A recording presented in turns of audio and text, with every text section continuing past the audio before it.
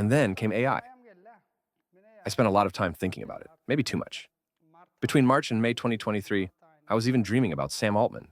In my dreams, I was bringing him to Turkmenistan to give a conference. That's how deep it got, because here's what I was really thinking. As a programmer, my own job is at risk now. Computers, or rather AI, are already doing much of what we used to do. To be honest, I don't even write the code anymore. I get the AI to write it. I just review, refine, and design the architecture. I've basically become a tastemaker, a curator in programming. AI now does the execution part.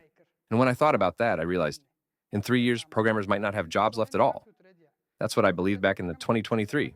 So I told myself, if I don't build a personal brand, if I don't create something of my own, some intellectual property that can be patented or truly unique, then my skills won't really matter in this new market. And honestly, I never wanted to be a researcher, locked away in a lab, focusing on one topic. That's not me. I'm more of an explorer. I like testing things, discovering, seeing what happens.